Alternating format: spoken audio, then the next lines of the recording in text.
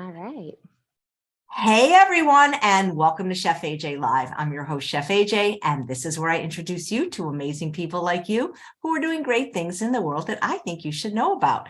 My guest today is Nicoal Renee, and she is going to be talking about making vegan accessible for all. Please welcome her to the show. Nice to meet you for the first time.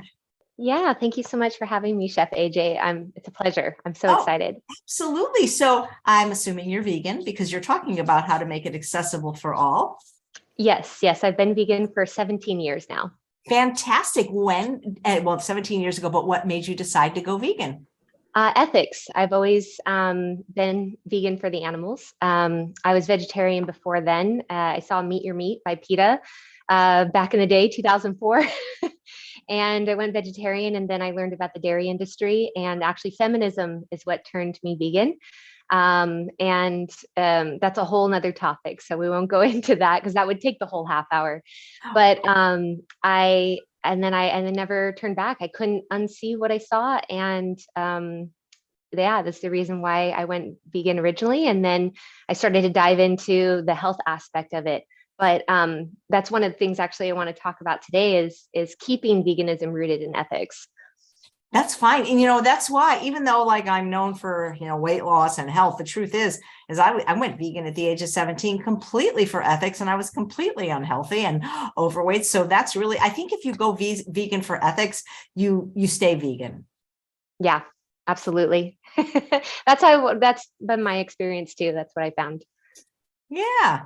So you're in the bundle though, too. I forgot to mention this is the week, day 5 of 10 days, the ultimate vegan health and weight loss bundle. You're a new contributor. Tell us a little bit about your product. Yeah, so this is my first bundle ever. This is my first recipe book ever. Yay! And yeah, it's really exciting. People have been asking me for years, please write down your recipes. We want to know how to make this. And I'm a total foodie. I just tend to experiment in the kitchen, a little this, a little that. And then I started writing down my recipes, and people are like, I would buy that in a book. So I created a little what I call an e-zine, because keeping the DIY ethic and my punk rock background, that's how actually I learned how to cook originally, and how to prepare vegan cuisine was through zines at punk rock shows. They'd have them for free, or 50 cents to $1. You just grab them and read through them. And they were just made by everyday people who were experimenting in the kitchen and wrote down their recipes. So it's kind of the same thing that I developed here. And I made it into a little zine that people could get, a little e-zine. And it's a no cook, it's all raw vegan, because I've been raw vegan now for the last 2 years. Oh, wow. And yeah. I know that. What made you make the switch after 15 years to raw vegan? And was it harder to go vegan or to go raw from being vegan? So it was easy to go vegan. Again, as an animal lover, I couldn't unsee what I saw, and there was no turning back. It was one of those things that just fueled me as somebody who always was in line with, considered an animal lover. I consider myself an animal lover. And once I saw what was happening to other animals, in factory farming, it was one of those things that just, there's no question about it. I was never going to become an ex-vegan.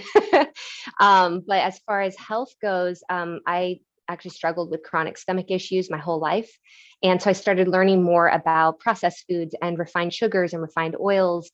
And because all of those things can be vegan, all of those things are vegan, but doesn't mean that they're healthy for you. So I was able to heal myself through adopting a whole food, plant-based diet, and focused on removing high fat. And I was low fat vegan. I transitioned through the medical medium, and then I found Lissa, actually Raw Food Romance, and I did her 30-day meal plan. And number 3, which isn't in the bundle, number 2 is in the bundle, but I did 3 because I had no dehydrator. So I needed something simple, easy, and accessible. And the rest is history. October 26, 2020, I went raw, and it's been 2 years now. So, and I feel wonderful. Good for you. I admire raw people. I did it once for 2 years. It was 20 years ago, though. I always wonder if I'll try it again. The raw food is so beautiful. It's just the prettiest food there is, really. It's so creative. You can really get versatile with it. And that's what's exciting. But you can also keep it really simple, which my recipe book is all focused on accessibility, keeping the recipes attainable, simple, straightforward. There's not a lot of fancy ingredients in it. I really wanted to make sure that about 90% plus of the ingredients that were in my book were, available at your everyday grocery store.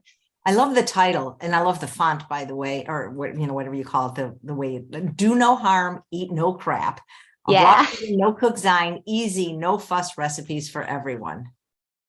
Yeah, the font actually is from a anarcho punk band called Crass, and so it's edgy, and so I actually found the typography for it because I really love that kind of stenciled font, and yeah, and of course the title is a play on do no harm, take no crap, so kind of the same ethic of do no harm to anyone, ahimsa, right, the principle of nonviolence. I'm also a yoga instructor, but also don't put bad stuff in your body. Put whole good food, good stuff that loves you back. So what kind of yoga do you teach? I just got back into yoga after a 4-year hiatus. I love yoga. Yeah, same. So I am trained in hatha yoga. That's my lineage, but I can teach yin, vinyasa. Yin is my life, and it's like the studios have like 1 or 2 classes a week. Why is yin not more popular? It's so great. Girl, you are preaching to the choir there. Yeah. Absolutely. Yin is one of my absolute favorite practices. I think that in this hustle and bustle society, in this kind of busy, very masculine energy society, we need more yin. People need to settle down and, relax and, surrender into their bodies a lot more. But that's the thing, is that when you get quiet, the mind starts racing. And so with vinyasa and more yang based practices, more movement based practices, people can distract themselves with movement.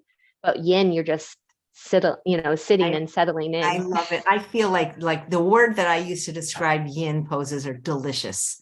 I'm such a fan of it. I'm so happy to be back. I actually had to change a few of my guests. I mean, thank goodness they were willing, just so I could go to my yin class. Hey, nice. Nicoal, Rachel says, is your book low in fat? From what I can see, very low in fat. I just opened it up. It looked all very low in fat. Yes, it is an emphasis on low fat. Actually, it's nut free. I also don't have any nutritional yeast in there. It's soy free, gluten free, low sodium. So the only salt sources that are in the book are from chickpea miso, because I love chickpea miso. It adds so much benefit for the gut, and because it's a fermented food.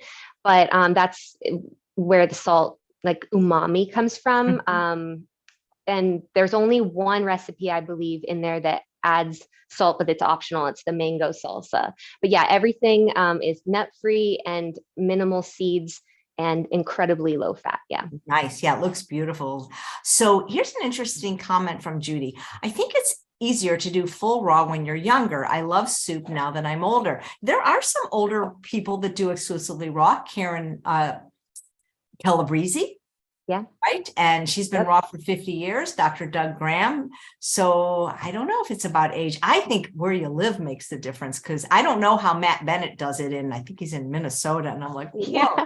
doing it But what's funny is because people are like, you went completely raw in the fall and winter. And they're just like, it blows their mind, because most people go raw during the spring or the summer in the warmer months, right? But in Southern California, we're kind of blessed and spoiled here that we get mostly sun, although we've had a lot of rain, which I love. I love that kind of weather because I grew up in Southern California, so I'm kind of sick of the sun. Although people are like, if you live somewhere like Seattle, you wouldn't be saying that. But yeah, I was able to sustain it during the colder months. You can make soup warm with your like Vitamix or high speed blender if you have one of those at home. So there's many ways that you can kind of go about it. Also adding more warming spices to your food. So your cinnamons, your ginger, your cayenne, that actually will heat the body and bring that warmth. So, but I love salads and zoodles and smoothies. I'm the crazy one who's eating a smoothie bowl when it's 50 or 60 degrees, in Southern California. And I'm all bundled up, but I'm still eating my smoothie bowl. That's funny. You said you have a punk rock background. Were you ever in a band? Yes, actually several. I'm a drummer. Oh, I love that female drummer. I mean, I wish I could have Yeah. played the drums. Growing up, we were allowed to pick instruments in junior high school, and because I'm so much older, like this is the craziest thing. It would be unconstitutional now, but in 1970, there were certain instruments that were like inappropriate for girls to pick. Like, for example, I really wanted to play either drums or saxophone because I had brothers that played those, and those seemed like the cool instruments. But no, you could only play flute, piccolo, French horn, or clarinet. That was it. Like, who made up these rules, Yeah, right. So the Seems minute pretty the law arbitrary to me. I know. And so the minute the law changed, I switched over to trumpet. So it's just like, and I'm so old that I lived in get this.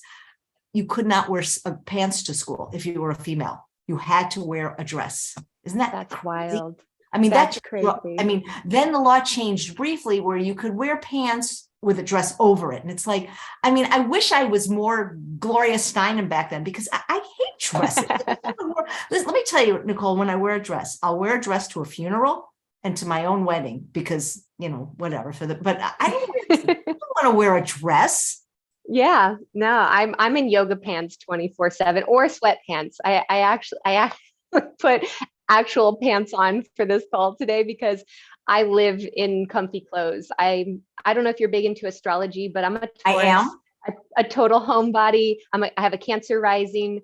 So I really love to be cozy and comfy, fashionable, but comfortable. Yeah, absolutely. Well, with Zoom, we don't have to wear any pants unless we stand up, of course. What's your sign? I was curious. Yeah. I wish I was a Libra like my dog. I'm double Aries with Aquarius rising. So I knew you were fire. I knew it. I'm pretty darn intense. It's so funny. Fa is saying my kids go to school in what looks like PJs. It's so true. When I walk Bailey, sometimes the kids are getting out of school and I'm like, are they wearing pajamas? Because like they'll wear like it kind of, I mean, I don't care really, because that's way better than having to wear a dress. Let me tell you. Yeah. I won't wear pajamas outside. I have to get like in clothes because I don't know. I just don't feel comfortable. I feel like that's a home personal thing to wear your pajamas. I don't want to go out in public in them. It's funny because I had a gentleman on 11 days ago. I got more views. I've done like 2,000 shows over the last like 11 years. Dr. John Scharfenberg, who's going to be 90, who's going to be 100 years old.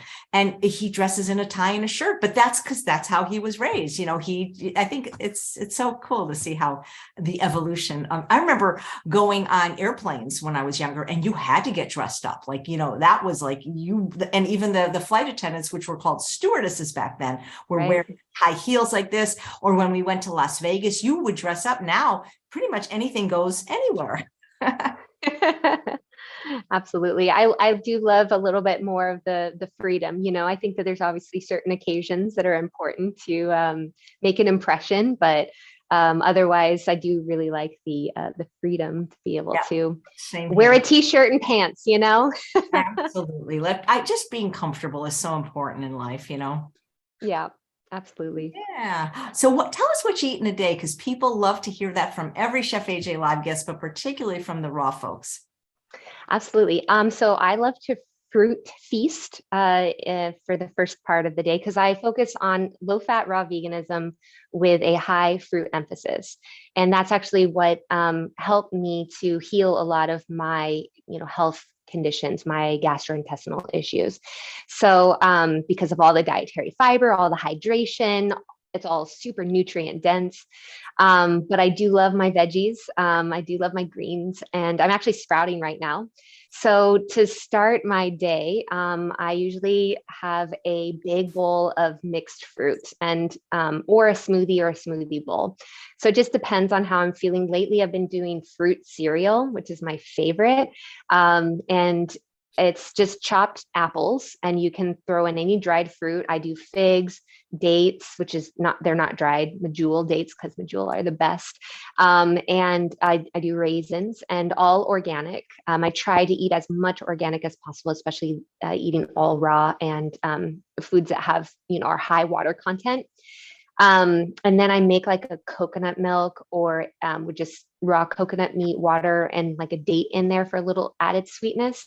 But you can also use oats to make oat milk, or you can make a hemp milk, which I have a hemp milk recipe in my recipe book in the bundle.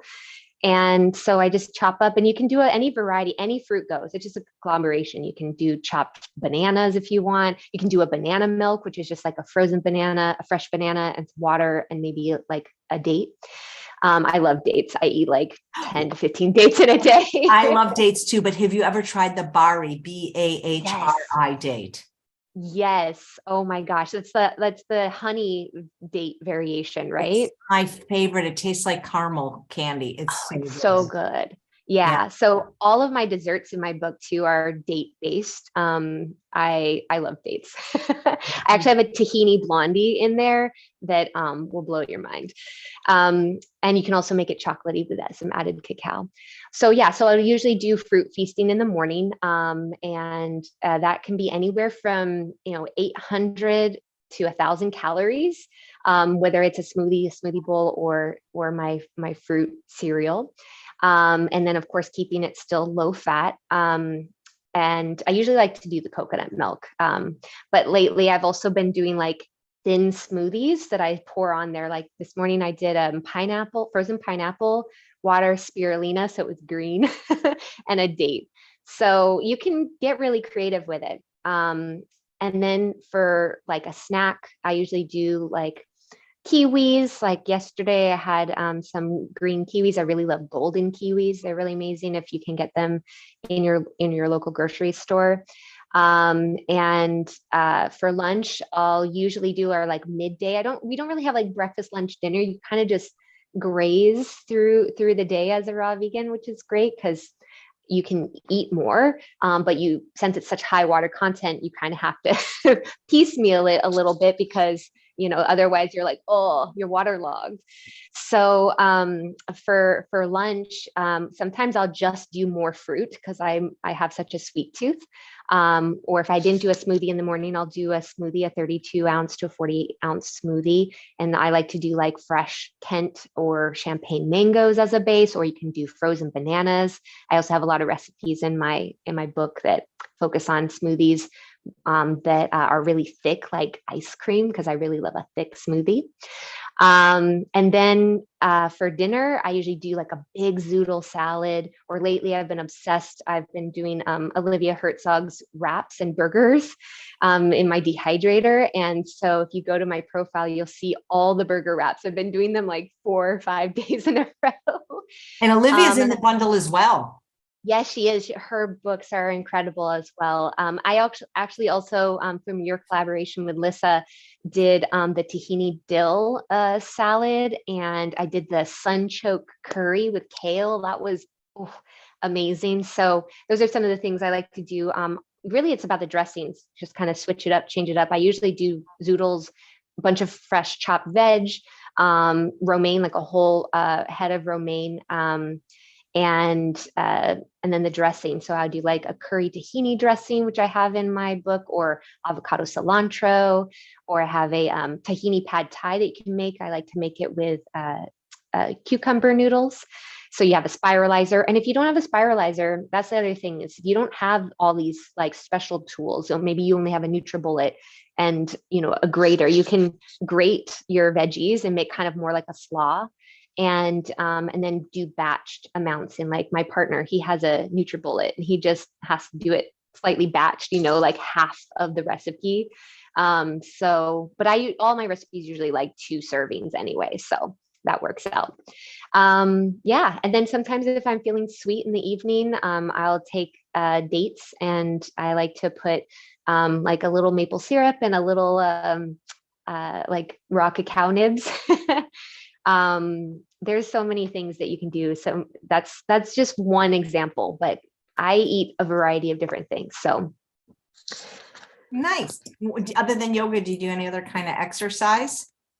Yeah, I love my strength training. Right now, I've been really focusing and honing in back in my studio practice. I'm attending a local studio that I just got a membership to. I'm back in the studios, which is nice because I was practicing at home for the last couple of years because I didn't want to wear a mask while practicing because it just seems counterintuitive and dangerous because it's about bringing breath in and releasing breath and don't want to breathe inside a mask. So I just decided to stay at home and do practices. But then the Zoom and live yoga started ending. So I started transitioning back to going into studios once they lifted the wearing the mask during practice, especially in heat, like Oh, yeah, sweating I and don't know how anyone could ever do hot yoga with a mask. me neither. So, and I taught hot yoga with students who were wearing masks during like when things were still transitioning. And I was like, hats off to you all. Like, let's take a breather for a second. But yeah, so I'm at a studio that has heated and non-heated classes. And so I've been really getting back into that. But I do weight training. I'll do mostly body weight training and cardio, although yoga is a form of cardio. Or something. Sometimes I simply like just going on walks, morning walks by the ocean. I was doing that for a good solid year, just every morning, early morning before the sun rises, get out and do about 8,000 to 10,000 steps before the day begins. So Nice. yeah. What are your thoughts on heated rooms? Because I know that people that teach hot yoga say it's great, but I've heard other people say it's not so good to be that stretchable. So where do you stand on the heat debate? As so as long as people are moving their body consciously and with awareness and the teacher is instructing them to do so to engage, that's really important. Because of my hatha yoga background, we move slower and we hold longer, so really focusing in on making sure we're engaging our muscles and not just moving through the motions and flinging our limbs around. I think heat really helps a lot of people to get more in tune with their flexibility. And I think it can be really beneficial for the body. I know that there's all sorts of sides and opinions and perspectives about it, but I have found that it's helped me with not only getting into poses a little bit deeper, but also like the detoxification process, which is really nice. The sweat, it's just overall really good for the body, for digestion, for your skin, and just make sure to drink lots of water. A lot of studios will have either like infrared panels, which are really good because it starts to help build the heat from the inside out. Similar to a ujjayi pranayama, a breath of victory. It's that ocean breath that we do in yoga that helps to heat the body from the inside out. So I would say that I am pro heated yoga, and I haven't seen any downfalls to it in my personal experience or the students that I've taught in heated yoga. Everybody's really benefited it. Does the heat vary? I mean, do different teachers? I mean, because I remember I took Bikram in LA and I almost passed out. It was like I lived in Palm Springs and it wasn't as hot as that room. Yeah. So yeah, it depends on the studio. It depends on, and there's a lot of controversy with Bikram, but the studios that I go to, it depends on the level. So level 1, it'll just be like light heat, and they'll have like the little thermometers or the little gauged so that students know how hot it's going to be. But I've been in rooms that are like close to 100 degrees doing hot yoga, but they have they have a special system that keeps the humidity in the air. Because if you're in a really dry heat, it's like burns the lungs. So, yeah. Nice. Hey, did you know that there is a yoga teacher training in the bundle? Yes. So there's a 25-hour yoga teacher training in the bundle by Angelica, by Yoga Liberty. I actually just started watching it. I'm so stoked. She's amazing. I love her. Her whole Instagram is really accessible for people who aren't familiar with yoga or like want to learn the basics of yoga. And so her teacher training actually helps people dive into that practice deeper, whether they want to be teachers or not. So I was stoked. I was telling my students about that. I was like, hey, there's a 25-hour yoga teacher training if you want to learn more in the bundle. So it's not just recipes. It's not just, cooking and prepping and that type of stuff. There's other content in there for people to help people to harness their health and wellness to, reclaim their agency over their health and their bodies. And she's going to be on the show tomorrow. Nice. Yeah. I love how people are meeting so many cool people just from virtue of being in the bundle that they didn't know before. Yeah, absolutely. Yeah, I agree. Favorite part, because otherwise, I'm work at home. I don't get a chance to get out much and meet people. Something funny though, it's kind of, I'm not saying this to brag, because in a way it was kind of embarrassing because, like I said, I haven't been to an in-person yoga class since I lived in LA, and I moved 4 years ago out of LA. So I went to this yin class. It was pretty crowded. It was like 30 people. So I took, actually the only space left was like in a corner by a door by the bathroom. That was it. So we were there and the teacher said, oh, there's 2 new people here today. We're like one big family. And she goes, and she knew my name from registry. She goes, AJ, you're new. Please tell us a fun fact about yourself. And I go, I've been vegan for over 45 years. And I wasn't wearing any makeup. I had a big hat, and then somebody in class goes, and I'm like, yeah, I am. And then it was nice though, because a lot of people talked to me afterwards about being vegan, and I was able to tell them about my local meetup. So it was kind of cool. But yeah, and I didn't expect that in a yoga class because nobody in LA knew who the heck I was, so. Oh, that's so awesome. You're a little local celebrity there. Maybe a little bit local, but yeah, anyway, it was fun. But yoga's the best. I could see myself, not right now because I'm pretty busy and I got promised my publisher, I committed to these books, but one day becoming a yoga teacher, a yin teacher, because I did teach yoga to senior citizens once. I'm not certified, but it was more like a gentle stretch. But I think that would be a very rewarding career to be a yoga teacher. Absolutely. Yeah, it is. I find, personally, I love it. I just started teaching again after taking a year hiatus of not teaching because I was at a full-time job and I didn't have the ability to, I could have, but I had too many irons in the fire. And so I had to step back, and I'm back at the studio that I was actually teaching at after I got my certification in 2016. And so I taught there for almost close to 5 years.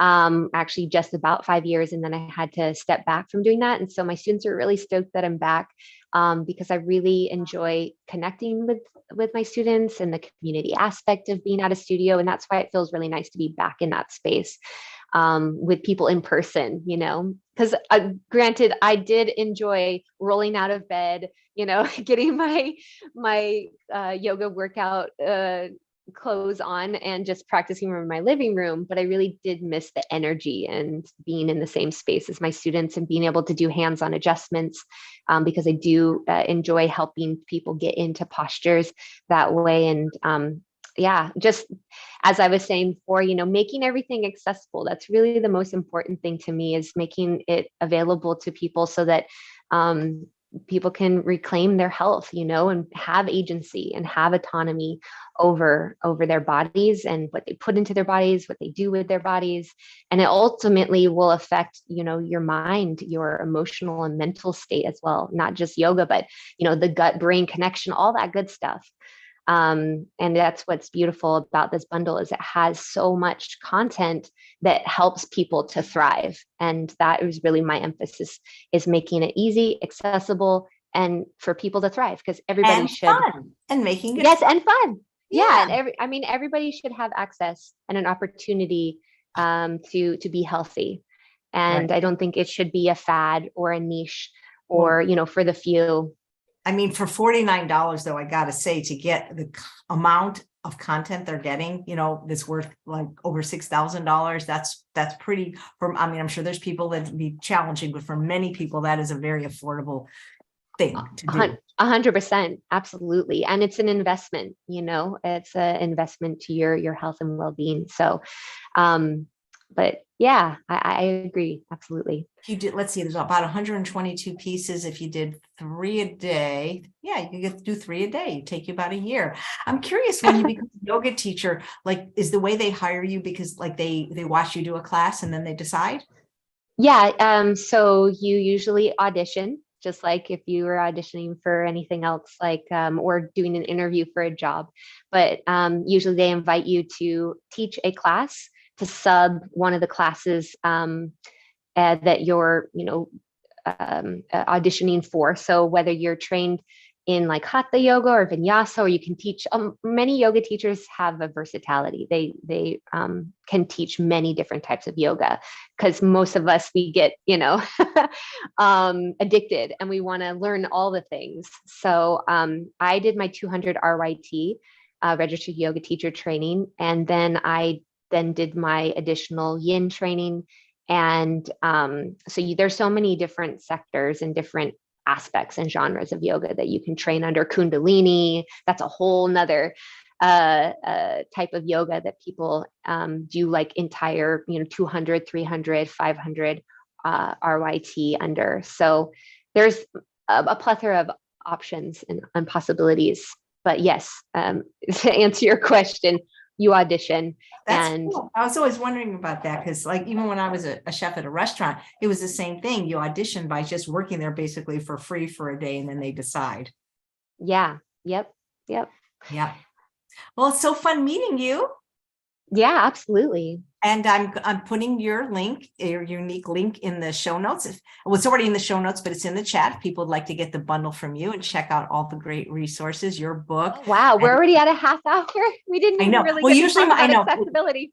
I know usually my show's an hour, but when I'm doing 5 a day, I got to do half hour, because in a half hour, I got Tim Kaufman, who's also in the bundle from Fat Man Rants. But it's very nice to meet you. And thank you for contributing to the bundle. And thank you for being vegan for 17 years. Absolutely. For life. Well, yes. I mean, you look, I don't want to know if it's appropriate to ask your age, but you look very young. So congratulations. Oh, thank you. I'm 34. I'll be 35 this year. So you went vegan at 17? Yeah. Me too. That's exactly. Oh, nice. I had to wait till I was out of the house just to be 100%, because my mom didn't make it easy. She wasn't like sabotaging, but she just, if you don't eat meat, you're gonna die. Jewish mother kind of thing. So anyway, all right. Well, take care. Nice to meet you, Nicole. Thank you so much, Chef AJ. You have a great rest of your day. You too. Bye, everyone. Bye-bye. And thanks all of you for watching another episode of Chef AJ Live. Please come back in 28 minutes for Tim Kaufman, Fat Man Rants. If you're not familiar with him, he weighed over 400 pounds, and he has such an amazing transformative story. You won't